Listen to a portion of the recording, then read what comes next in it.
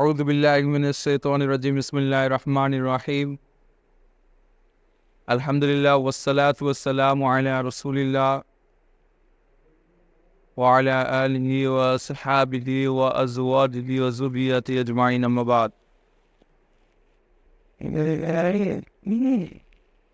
মহান দয়াবান এবং করুণাময় আল্লাহর নামে শুরু করছি এবং আল্লাহর কাছে বিতাড়িত শয়তানের ওয়াসওয়াসা কুমন্ত্রণা থেকে তার নিকট সাহায্য চাইছি। আল্লাহ সর্বোত্তম সাহায্যকারী। আমরা লাইলাতুল কদরের জন্য আগমন করেছি। লাইলাতুল কদরকে আমরা এই রাত্রে যে ফজিলাত সেটা আমাদের আমল নামায় যেন আমরা পেয়ে যাই, এই আশা আকাঙ্ক্ষা এবং মকসদ নিয়ে এই তামান্না হৃদয়ের মধ্যে রেখে এখানে এসেছি।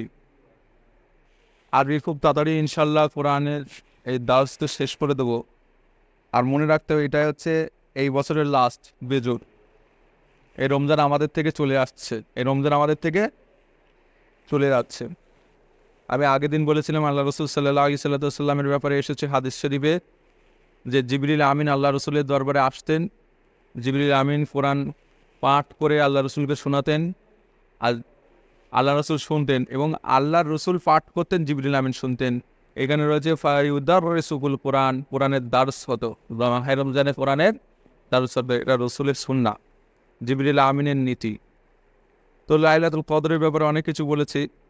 কদর কদর কি হচ্ছে কদর, হ্যাঁ, মানে যারা এসছে তাদের একটু কদর আছে লাইলাতুল কদরের ব্যাপারে।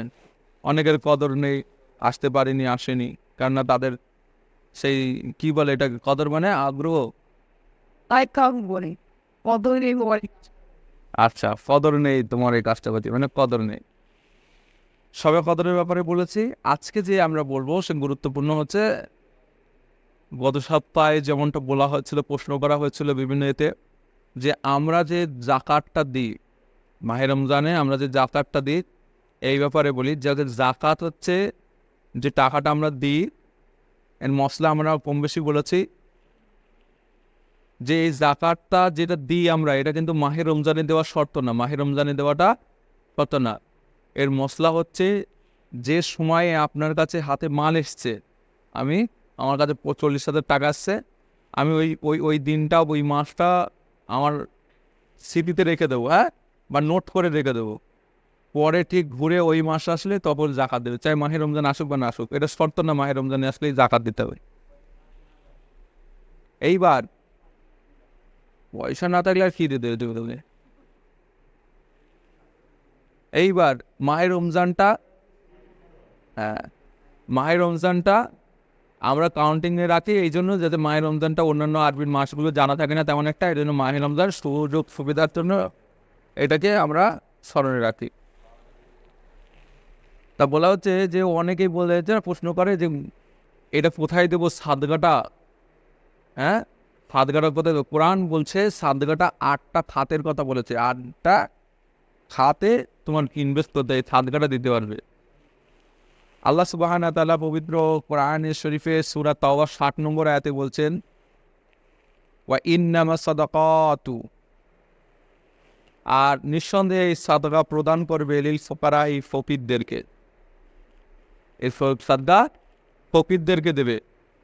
ওয়াল মাসাকিন, মিসকিনদের দেবে। ফকির মিসকিন এদের দেবে। তাহলে কটা হলো? দুটো। ফকির আর মিসকিনের মধ্যে পার্থক্য একজন জিজ্ঞাসা করেছিল, ফকির আর মিসকিনদের মধ্যে পার্থক্য কি? শব্দটা খুবই পরস্পর প্রতিশব্দ, জানো এটা, ফকির এবং মিসকিন। ফকির হচ্ছে ওই ব্যক্তি, যে ব্যক্তি মনে করো জাকাত যার উপর কার উপর দেওয়া ফরজ, তা বলে হচ্ছে যে সাহেবে মাল, যে, হ্যাঁ, পরিমাণ মতো যার কাছে মাল থাকবে সেই ব্যক্তি তো জাকাত দেবে, যেটাকে বলে মালের নিসাব। বর্তমান মনে করো আমি বলেছিলাম 7.5 তোলার সোনা অথবা 52.5 তোলার রূপা, বা এর সমপরিমাণ মাল। তা বলা হচ্ছে এটা বর্তমানে কাউন্টিং করে দেখে গেছে 30 থেকে 35,000 40,000 টাকার মধ্যে চলে আসছে। তাই এতটা মালিক যে থাকবে সে দেবে জাকাত। কিন্তু এই মালের বা সাহেবে মাল, এই সমপরিমাণ মাল যার কাছে নেই, সে হচ্ছে ফকির। সে কি? সে ফকির। আর মিসকিনকে বলা হচ্ছে মিসকিন হচ্ছে দারিদ্র সীমার নিচে যে বাস করে, মানে তার কাছে কোনো এইটা মানে কিছুই নেই, দিন আনে দিন খায়, সে হচ্ছে মিসকিন।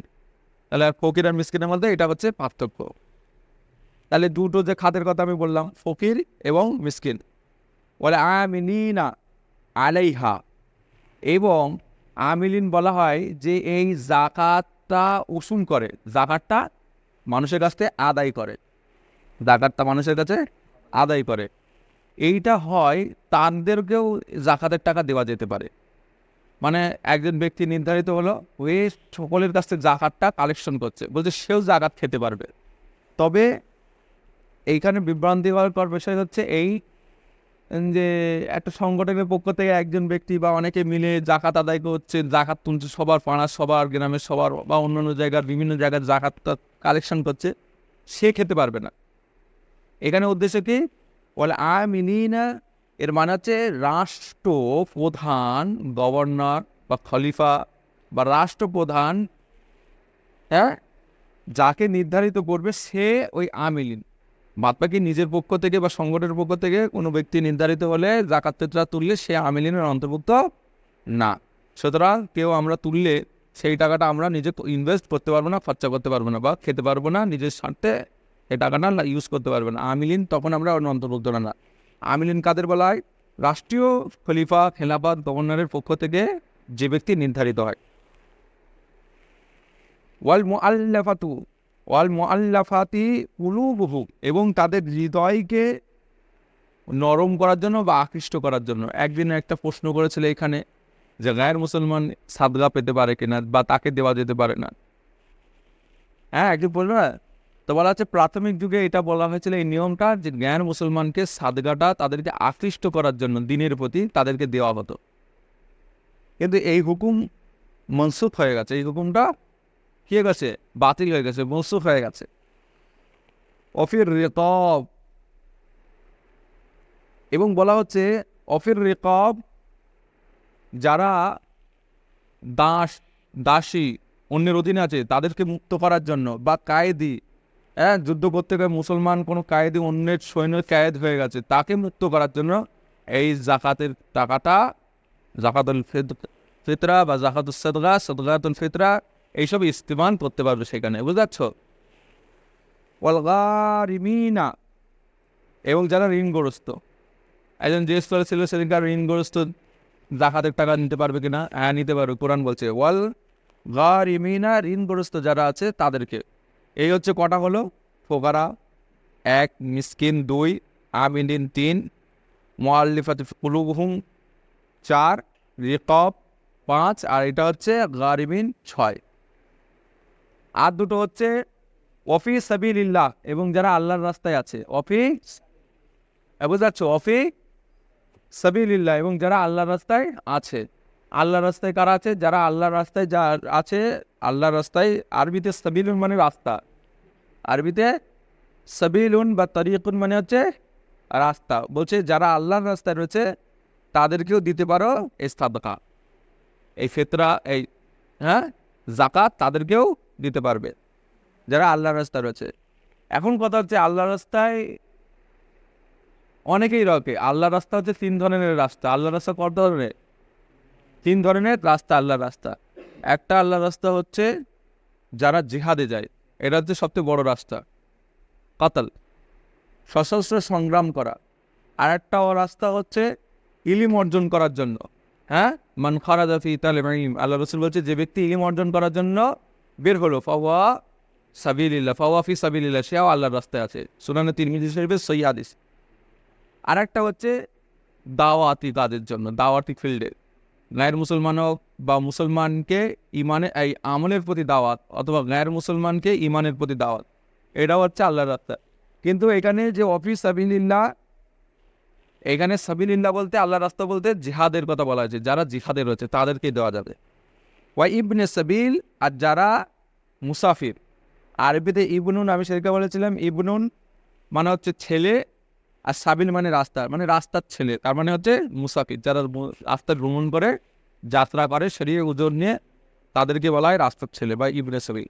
আল্লাহ বলছেন ফারিজাতাম মিন আল্লাহ, এটা আল্লাহর পক্ষ থেকে ফরজ করে দেওয়া হয়েছে। তাহলে এই জাকাতটা কি, দেওয়াটা ফরজ। যেমন 5 ওয়াক্ত নামাজ পড়া ফরজ, মায়ের রমজানে রোজা রাখা ফরজ, জাকাত দেওয়াটাও ফরজ, কিন্তু আমরা অনীহার দেখে দিয়েছি। জাকাত হচ্ছে, জাকাতের মানে হচ্ছে পবিত্রতা করা। তোমার মালের সে সম্পদটা যেটা ময়লা, সেটাকে গরিব দুঃখীদের দিয়ে তোমার মালটাকে পবিত্র করে নাও। পবিত্র করলে কি হবে, তোমাকে আল্লাহ সুবহানাহু ওয়া তাআলা রুজি রুটিতে বরকত দেবেন, হালাল ভক্ষণ করার তৌফিক দেবেন। বুঝাচ্ছ? হালাল ভক্ষণ না করে যদি হারাম ভক্ষণ করা হয়, তাহলে বলছে জাহান্নামে, ওই পেট, যে পেট হারাম খায় সেই পেট জাহান্নামে যাবে, সেই পেট জাহান্নামে যাবে। আল্লাহ বলছেন ফারাদাতাম মিনাল্লাহ, এটা আল্লাহর পক্ষ থেকে ফরজ করে দেওয়া হচ্ছে। আল্লাহু আলিমুন হাকিম, আর আল্লাহু, আর নিঃসন্দেহে আল্লাহ সুবহানাহু ওয়া তাআলা আলিমুন, সর্বজ্ঞানী। আল্লাহ সব জ্ঞানী, হাকিম এবং প্রজ্ঞাময়। তাহলে আল্লাহ জ্ঞানী এবং প্রজ্ঞাময়। ঠিক আছে, এই হচ্ছে জাকাতের খাতগুলি 8টি বর্ণনা করেছি। সূরা তাওবার আমি ওই একটা আয়াত, ওটাই আজকে রাখবো। আর একটা সূরা কমরের একটা আয়াত তেলাওয়াত করব, সেটা হচ্ছে 40 নম্বর আয়াত। সূরা কমরের 40 নম্বর আয়াতে একটু ছোট্ট মানে, একটু ছোট্ট আয়াত। আল্লাহ সুবহানাহু ওয়া তাআলা বলছেন ওয়ালাকাদ ইয়াসসারনাল কুরআন, ওয়ালাকাদ ইয়াসসারনাল কুরআন, আর আমি কোরআনকে সহজ করে দিয়েছি, আমি কোরআনকে সহজ করে দিচ্ছি। ইউসরুন, আরবিতে ইউসরুন মানে সহজ করে দেওয়া, সহজ সরল জিনিসটাকে বলা হয় ইউসরুন। আল্লাহ রসুল বলছে আর দিন ও ইউসরুন, দিনটা হচ্ছে সহজ সরল। তো আল্লাহ বলছে ওয়ালাকাদ ইয়াসসারনাল কুরআন, আর আমি কোরআনকে সহজ করে দিয়েছি। কির জন্য? লিযিকরি, উপদেশ গ্রহণ করার জন্য, উপদেশ গ্রহণ করার জন্য। ফাহাল মিন মুদ্দাক্কিরিন, আর কে আছো তোমাদের মধ্যে উপদেশ গ্রহণকারী, মানে উপদেশ কে গ্রহণ করতে চাও, আগে আসো, আমি কোরআনটাকে সহজ করে দিয়েছি উপদেশ গ্রহণ করার জন্য। তাহলে বোঝা গেল, আমরা আমাদের জীবনকে যদি সুন্দরভাবে গঠন করতে চাই বা সুন্দরভাবে গড়তে চাই, তাহলে কোরআনটা আমাদের জীবনকে বাস্তবায়িত করতে হবে। আল্লাহ রসুল সাল্লাল্লাহু আলাইহি সাল্লামের কাছে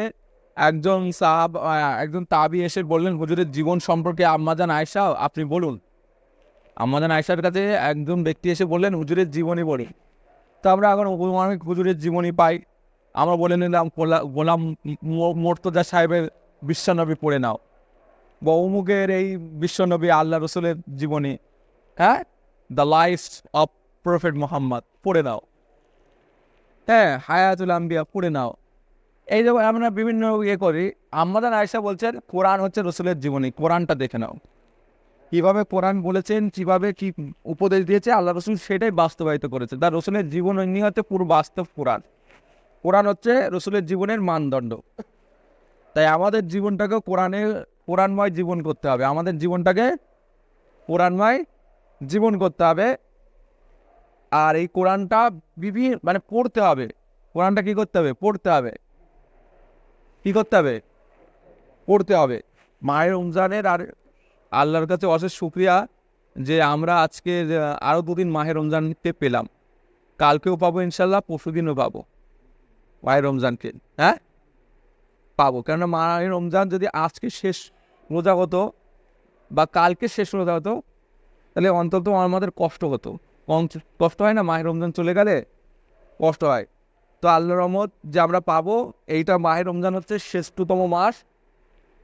তো এই মাসে বেশি বেশি করে কোরআন পড়া, রসুলের তরিকা, রসুলের সুন্নাহ। আর আমরা যারা কোরআন পড়তে পারি না, তারা কোরআন শিখতে হবে। সত্যি আফসোস লাগে, এক ব্যক্তি বলছেন যে কোরআন পড়া মাহে রমজানে কোরআন খতম করা বিদাত। আমি আগেও বলেছিলাম এটা খুব কষ্টের বিষয়, এই ধরনের কথাবার্তা বলা। যেখানে ও বলেছে, তার রসুলকে জিজ্ঞাসা করা হলো, হুজুর কতদিনে কোরআন খতম করা হবে, কতদিনে আমি কোরআন খতম করব? কি বললেন? আমি কোরআন খতম করব হুজুর। হুজুর বললেন ফিস শাহরে, 1 মাসে। কত মাসে? 1 মাসে। তো মায়ের রমজানে যদি পুরো 1 মাসে 1 খতম হয়, তাহলে ওটা সুন্নাহ মুওয়াফিক হলো না? আল্লাহ রসুল তারপরে বললেন তুমি 11 দিনেও খতম করতে পারবে, 7 দিনেও পারবে, 5 দিনেও পারবে। এইভাবে হুজুর আরও কথা বলেছেন। বলে বলছে 3 দিনের ফি সালাসাতি আইয়ামিন, 3 দিন খতম করো। তবে 3 দিনের কমে খতম করলো সে যেন কোরআনের বিষয়বস্তু বুঝলো না, কোরআনের বিষয়বস্তু বোঝা যায় না, 3 দিনের কমে খতম করলে। এখন অনেকে আমরা মনে করে থাকি 3 দিনের কমে তাহলে খতম করা যাবে না, এটা একটা ভুল কথা। রসুলের উদ্দেশ্য এটা ছিল না। রসুল সাল্লাল্লাহু আলাইহি সাল্লাম যেমনটা হাদিসে বলেছেন যে তোমরা বিতির নামাজকে শেষ নামাজ করবে, তার মানে এটা শেষ নামাজই করতে হবে না।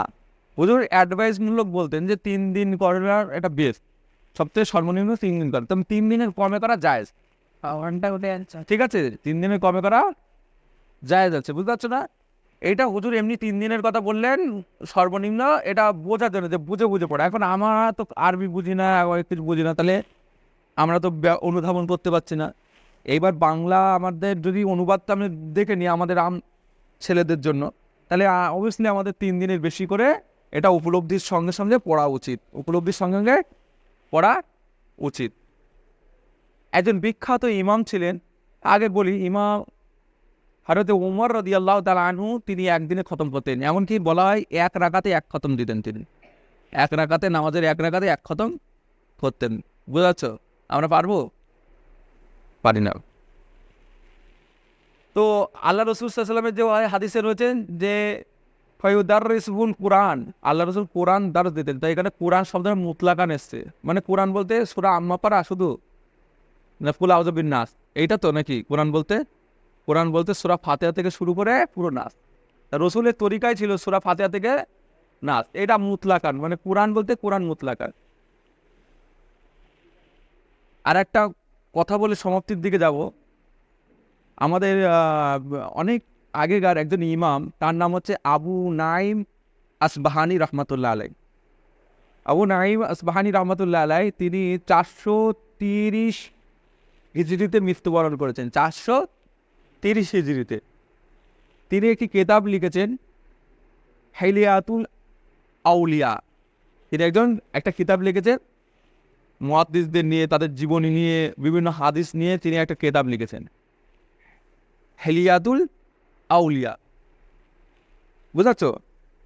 সেই কিতাবে 9 নম্বর খণ্ডের 134 নম্বর পৃষ্ঠায় লিখছেন যে ইমাম শাফি রহমতুল্লাহ আলাই ছাত্র হযরতে রাবে বিন সুলাইমান রহমতুল্লাহ আলাই, তিনি বলছেন যে কানা শাফি, ইমাম শাফি রহমতুল্লাহ আলাই ইয়াখতামুল কোরআন 60 খতমাতিন, ইয়াখতামুল কোরআন, তিনি কোরআন খতম করতেন 60 খতম, খতমাতিন 60 খতম করতেন। কত?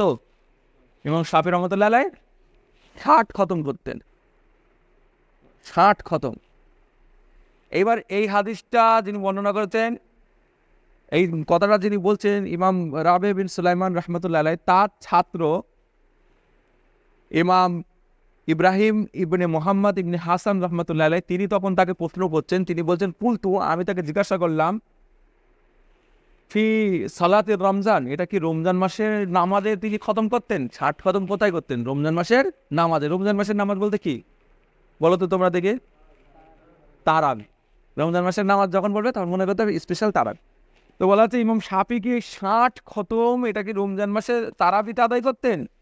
উনি বলছেন নাম, হ্যাঁ, উনি ইমাম শাফি রহমাতুল্লাহ রমজান মাসে তারাবিতে 60 খতম করতেন। আর আমাদের মতো এরম না, এরম না, বুঝেছো? তারপরে ইমাম শাফি রহমাতুল্লাহ, চিন্তা করো, আমি এটা জাস্ট উদাহরণস্বরূপ, এর থেকেও অনেক বড় বড় আরো সালাফদের তরিকা আছে, এর থেকেও অনেক বড় বড় সালাফদের তরিকা আছে যে তারা কিভাবে শেষ করতেন, তারা কিভাবে শেষ করতেন। ইমাম শাফি রহমাতুল্লাহ আলাই 150 হিজরিতে জন্মগ্রহণ করেছেন, 150 হিজরিতে, মানে খায়রুল কুরুজ জামানার মানুষ তিনি, তাবেদের অন্তর্ভুক্ত। 150 হিজরিতে, ওই হিজরিতে আমাদের ইমাম আবু হানিফা মৃত্যুবরণ করেছেন 150 হিজরিতে, আর ওই বছরে ইমাম শাফি জন্মগ্রহণ করেছেন। আর 204 হিজরিতে ইমাম শাফি রহমাতুল্লাহ আলাই 204 হিজরির দিকে মৃত্যুবরণ করেছেন, বা 220 দিকে। তাহলে চিন্তা করেন উনি খায়রুল কুরুজ জামানার লোক। এইরকম আরো অসংখ্য ইমামদের থেকে প্রমাণিত আছে যে তারা রমজান মাসে অনেক বেশি বেশি বেশি বেশি বেশি করে কোরআন তেলাওয়াত করতেন। আমাদের কাছ থেকে মাহে রমজান চলে গেল, এই মাহে রমজানে কোরআন তেলাওয়াত করা আর অন্য মাসে কোরআন তেলাওয়াত করা সমান হবে? হবে না। আমরা যারা পারি না তারা ইমিডিয়েটলি আমাদের শিখে নিতে হবে, ইমিডিয়েটলি শিখে নিতে হবে, বুঝতে পারছো? মসজিদে এসে চুপচাপ বসে থাকলে হবে না, শুয়ে থাকলে হবে না, একটু রেস্ট নাও, কিন্তু রেস্ট নিয়ে একটুখানি কোরআনটা শেখো। আমরা ছোটোবেলায় মাদ্রাসায় পড়তাম, গল্প শুনতাম অনেক, তো আমরা অনেক গল্প শুনি যা অনেক কেতাবে থাকে, আবার অনেক কেতাবে আমরা এটা তাকিদ করি না যে কোন কেতাবে রয়েছে, আমরা শুনি না চার দেওয়ালের মধ্যে, মানে ইলমের তা বলে হচ্ছে একজন বড়, আমরা কেতাব পড়তাম অনেক আরবির, অনেক সাহিত্যিক আর অনেক উসুলের কেতাব পড়তাম, তো একটা ভালো একটা কেতাব ছিল নামি, যেমন আরবিতে একজন ব্যক্তি বয়স হয়ে গেছে, বুড়ো হয়ে গেছে, তার শখ জেগেছে সে মাদ্রাসায় পড়বে, তার শখ জেগেছে মাদ্রাসায় পড়বে। এখন তিনি মাদ্রাসায় গেছে পড়তে, তা ভালো করে উচ্চারণ করতে পারে না, কফ আইন এসব উচ্চারণ করতে পারে না, হ্যাঁ উচ্চারণ করতে পারে না, মাদ্রাসায় পড়ে রয়েছে, এ বলছে, তার লাস্টে বাধ্য হয়ে বলছে আমি পারি না এসব, ও আমার আর ভালো লাগছে না, আমি সুসাইড করে নেওয়াই ভালো। তো আগেকার মানুষের ট্রেন লাইন চলতো না, তো ট্রেনের ব্যবস্থা ছিল না, ও তো ইংরেজ আমলে হয়েছে যে সুসাইড করলে একটু ট্রেনের ছাপ মেরে, হ্যাঁ ছিল না, পাকা টাকা ছিল না, গলায় দড়িটাও দেবে কী করে, ফিস্টেল পাওয়া যেত না, সুফলা স্টানফারও পাওয়া যেত না, তো আগে কুয়ার মধ্যে ঝাঁপ মারতো লোকে বেক্সিমাল, কুয়াতে ঝাঁপ মারতে গেছে, গিয়ে দেখে আগেকার মানুষ কুয়ার পানিটা কী হতো, বালতি দিয়ে দড়ি দিয়ে, হ্যাঁ দিয়ে, তো যে জায়গায় ওই কুমার বালতিটা রাখতো সেই জায়গায় গোল করে গর্ত হয়ে গেছে ডিপ, আর যে জায়গায় দেখবে পানি যারা চাপ করেছে এই পানির ফোঁটা পড়তে পড়তে পড়তে পড়তে ওটা পাকা হলেও দেখবে গর্ত হয়ে যায়।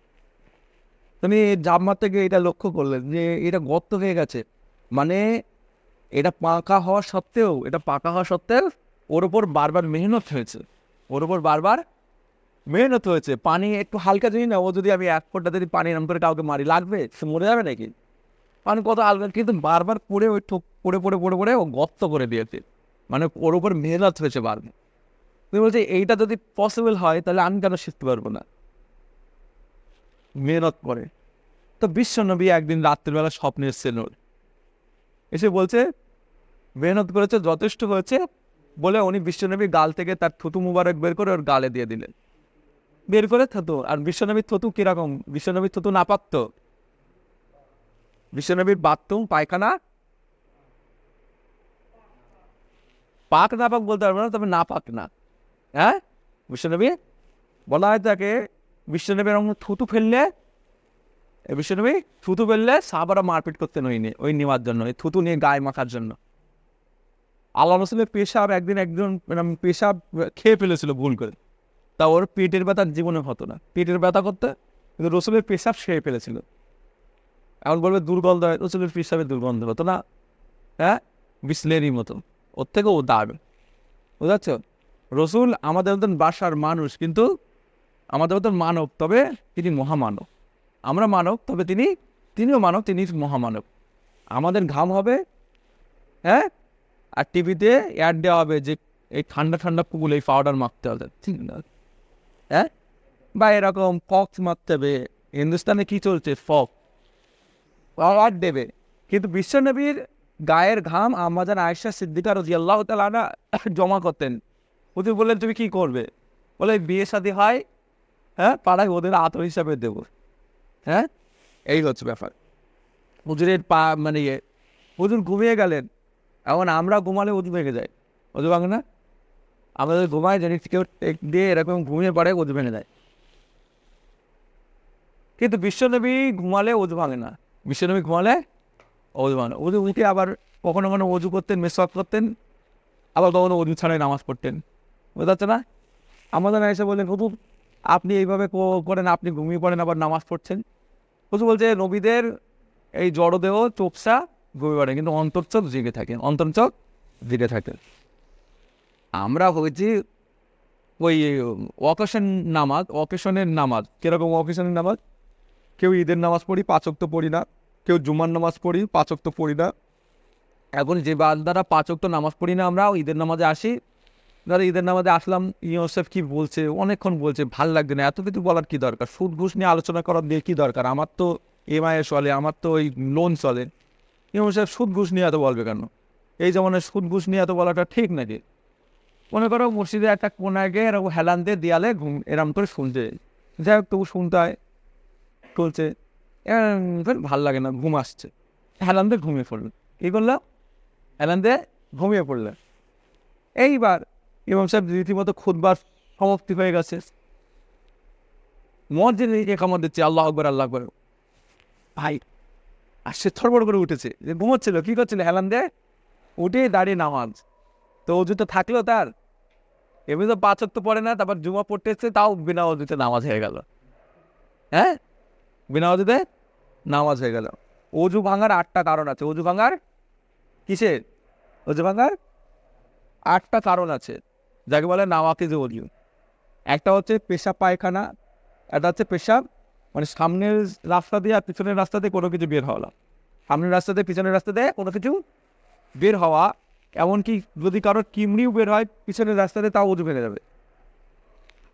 জি, মানে হাওয়া পিছনের রাস্তা দিয়ে বাইপাস হলে অজু ভেঙে যাবে। মুখ ভর্তি করে বমি করলে অজু ভেঙে যাবে।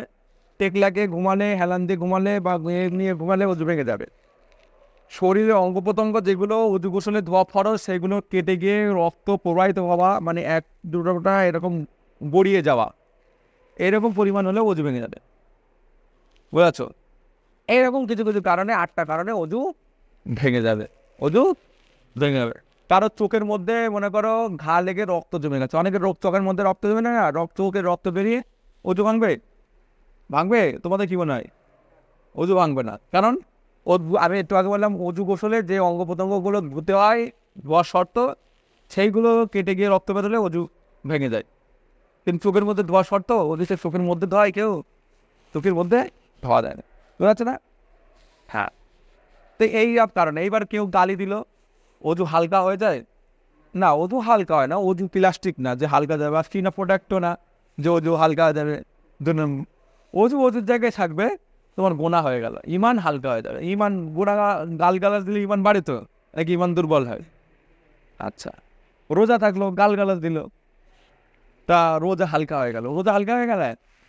হ্যাঁ, হাঁটুর উপরে কাপড় উঠলো, রোজা অজু ভেঙে যায় হাঁটুর উপর কাপড় উঠলে?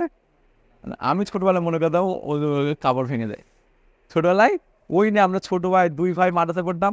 এখন ও হাতের উপরে একবার কার পড়তে যায়, আমি হ্যাঁ অজু ভেঙে গেছে, ও বলে না ভাঙেনি। ওর তবে দলিল নেই, এমন না যে ওর দলিল আছে, ও ওর মনের মতো বলছে, আমি আমার মনের মতো বলছি। ও মনের মতো বলছে, তা আমি কেন কমে যাবো? আমি বললাম অজু ভেঙে দেয়, বুঝলেন? এখন আমরা জানি না, তুমি বলে বিয়ে, এখন আমাদের অনেক বড়রা এরকম। আচ্ছা, অনেকে আবার জিজ্ঞেস করে, মুফতি সাহেব এতক্ষণ তো মোবাইল দেখলাম, অনেক কিছু আইপিএল ফাইপিএল এসব দেখেছি, অজুটা আছে কি? তাই বললাম না, অজুটা আছে। ও, তার মানে কমজোর হয়ে গেছে, মানে ও বুঝে নেবে মোবাইল দেখলে অজু দুর্বল হয়ে কমজোর হয়ে যায়। হ্যাঁ, বুঝতে, এরকম কোনো ব্যাপার না। তো যাই হোক, এরকম অনেক কিছু রয়েছে।